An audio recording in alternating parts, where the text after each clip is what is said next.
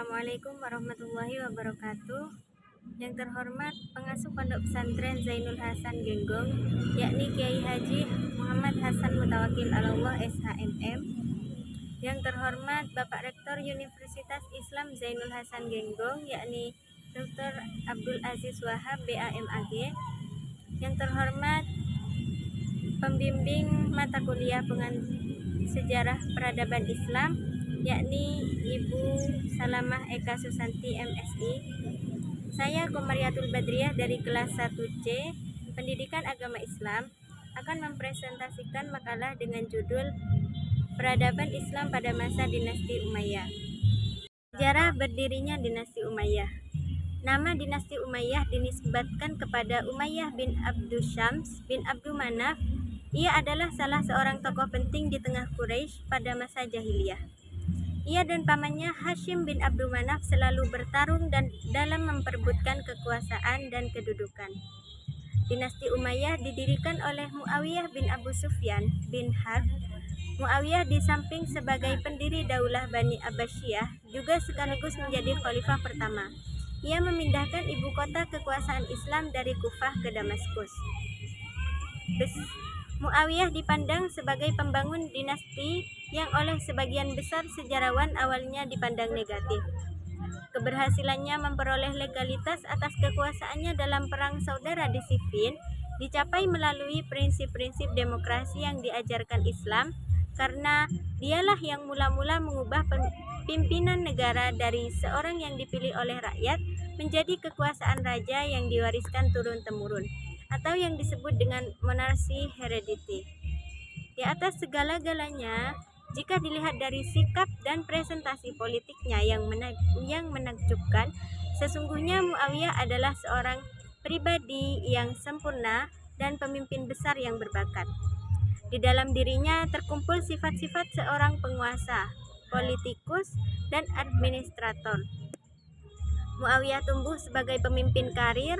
Pengalaman politik telah memperkaya dirinya dengan kebijaksanaan dalam memerintah, mulai dari menjadi salah seorang pemimpin pasukan di bawah komando Panglima Abu Ubaidah bin Jarrah yang berhasil merebut wilayah Palestina, Suriah, dan Mesir dari tangan Imperium Romawi yang telah menguasai ketiga daerah itu sejak tahun 63 silam Masehi. Kemudian Muawiyah menjabat kepala wilayah di Syams yang membawahi Suriah dan Palestina yang berkedudukan di Damaskus selama kira-kira 20 tahun semenjak diangkat oleh Khalifah Umar. Khalifah Utsman telah menobatkan sebagai Amir al-Bahr atau Prince of the Sea yang memimpin armada besar dalam penyerbuan ke kota Konstantinopel walaupun belum berhasil.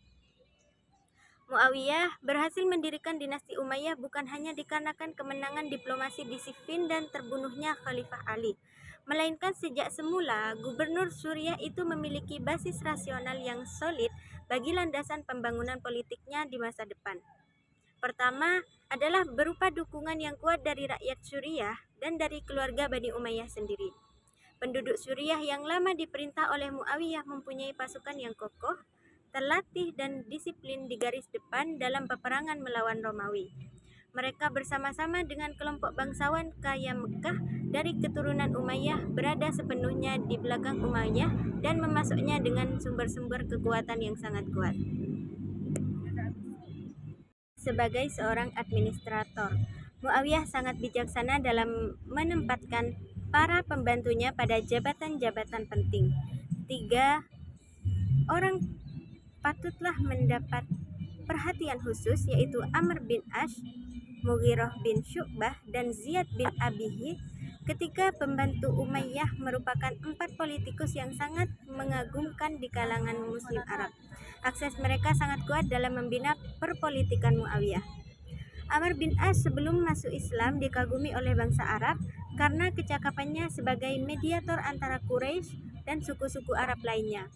Jika terdapat perselisihan, setelah menjadi Muslim, hanya beberapa bulan menjelang penaklukan Mekah, Nabi segera memanfaatkan kepandaiannya itu sebagai pemimpin militer dan diplomat.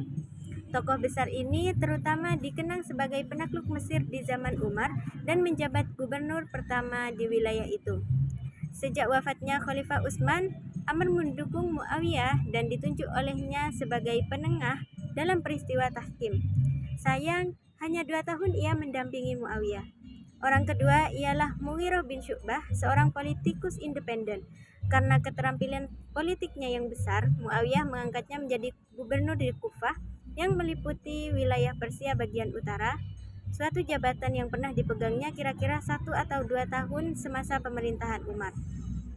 Keberhasilan Mughirah yang utama ialah kesuksesan menciptakan situasi yang aman dan mampu meredam gejolak penduduk Kufah yang sebagian besar pendukung Ali. Sedangkan orang ketiga bernama Ziyad bin Abihi, seorang pemimpin karismatik yang netral, ditetapkan oleh Muawiyah untuk memangku jabatan gubernur di Basrah dengan tugas khusus di Persia Selatan. Sikap politiknya yang tegas, adil, dan bijaksana menjamin kekuasaan Muawiyah kokoh di wilayah provinsi paling timur itu yang dikenal sangat gaduh dan sukar diatur. Ketiga, Muawiyah memiliki kemampuan menonjol sebagai negarawan sejati, bahkan mencapai tingkat hilm, sifat tertinggi yang dimiliki oleh para pembesar Mekah zaman dahulu. Seorang manusia hilm seperti Muawiyah dapat menguasai diri secara mutlak dan mengambil keputusan-keputusan yang menentukan meskipun ada tekanan dan intimidasi. Gambaran dari sifat mulia tersebut dalam diri Muawiyah setidaknya tampak dalam keputusan yang berani memaklumkan jabatan khalifah secara turun-temurun. Situasi ketika Muawiyah naik ke kursi kekhalifahan mengundang banyak kesulitan. Anarkisme tidak dapat dikendalikan oleh ikatan agama dan moral, sehingga hilanglah persatuan umat.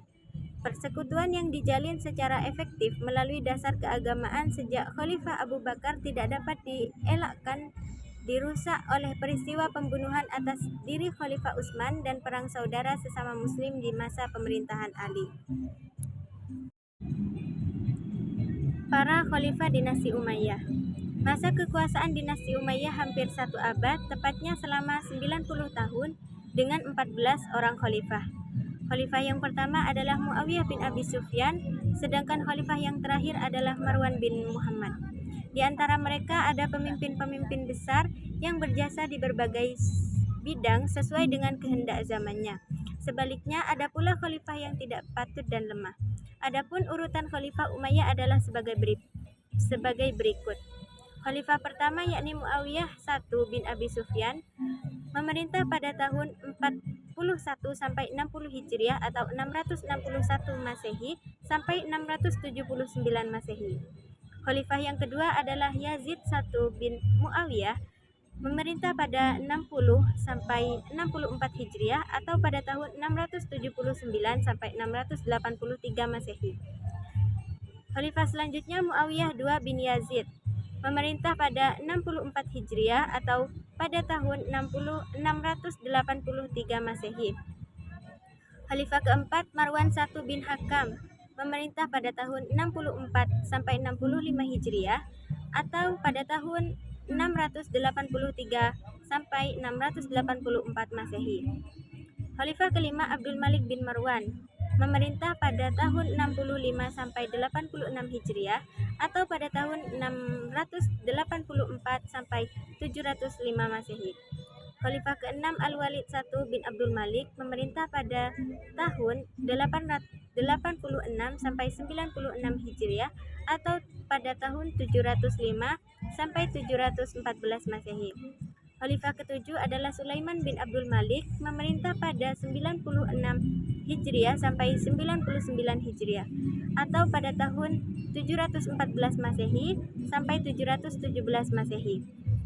Khalifah ke-8 Umar bin Abdul Aziz memerintah pada tahun 99 sampai 101 Hijriah atau pada tahun 717 sampai 719 Masehi.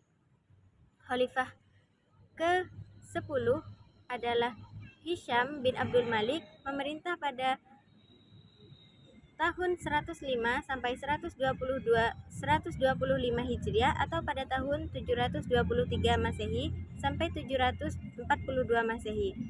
Khalifah ke-11 yakni Al-Walid II bin Yazid II memerintah pada 125 sampai 126 Hijriah atau pada tahun 742 sampai 743 Masehi. Khalifah yang ke-12 adalah Yazid bin Walid bin Malik, memerintah pada tahun 126 Hijriah atau 743 Masehi.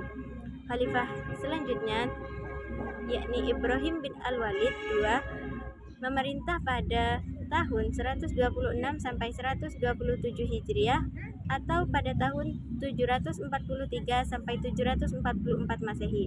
Khalifah yang terakhir adalah Marwan II bin Muhammad, memerintah pada 127 Hijriah sampai 132 Hijriah atau pada tahun 744 sampai 750 Masehi.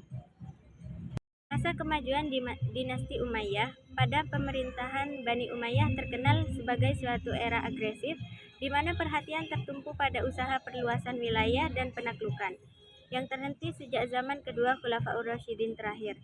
Hanya dalam jangka waktu 90 tahun, banyak bangsa di 4 penjuru mata angin beramai-ramai masuk ke dalam kekuasaan Islam yang meliputi tanah Spanyol, seluruh wilayah Afrika Utara, Jazirah Arab, Syria, Palestina, sebagian daerah Anatolia, Irak, Persia, Afghanistan, India, dan negeri-negeri yang sekarang dinamakan Turkmenistan, Uzbekistan, dan Kirgistan yang termasuk Soviet Rusia. Masa pemerintahan Muawiyah diraih kemajuan besar dalam perluasan wilayah, meskipun pada beberapa tempat masih bersifat rintisan.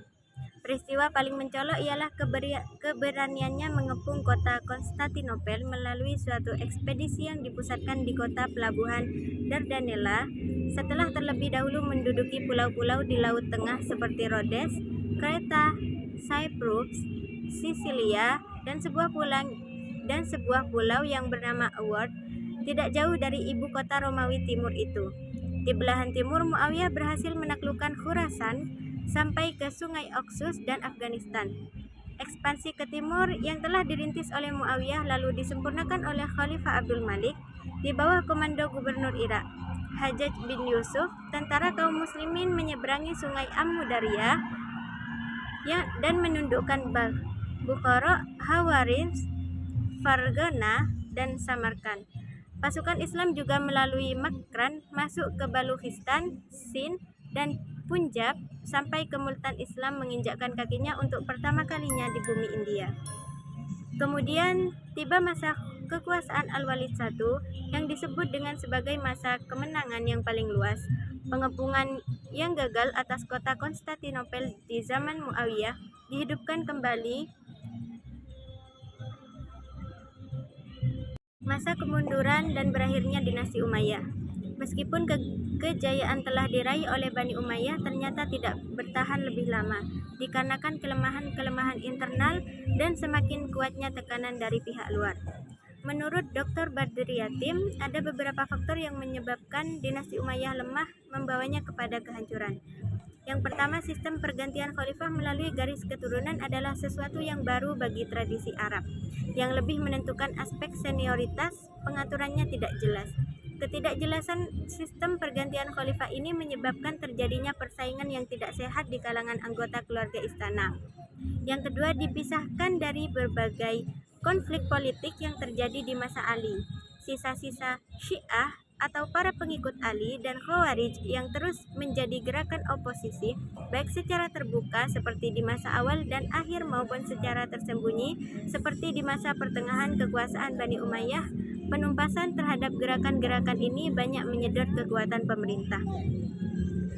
Yang ketiga adalah pada masa kekuasaan Bani Umayyah, pertentangan etnis antara suku Arabia Utara atau Bani Qais dengan Arab Selatan atau Bani Kalb yang sudah ada sejak zaman sebelum Islam semakin runcing. Perselisihan ini mengakibatkan para penguasa Bani Umayyah mendapat kesulitan untuk menggalang persatuan dan kesatuan. Di samping itu, sebagian besar golongan timur lainnya merasa tidak puas karena status mawali itu menggambarkan suatu inferioritas ditambah dengan keangkuhan bangsa Arab yang terjadi pada masa Bani Umayyah. Yang keempat, lemahnya pemerintahan Daulah Bani Umayyah juga disebabkan oleh siksa hidup mewah di lingkungan istana, sehingga anak-anak khalifah tidak sanggup memikul beban erat kenegaraan tatkala mereka mewarisi kekuasaan.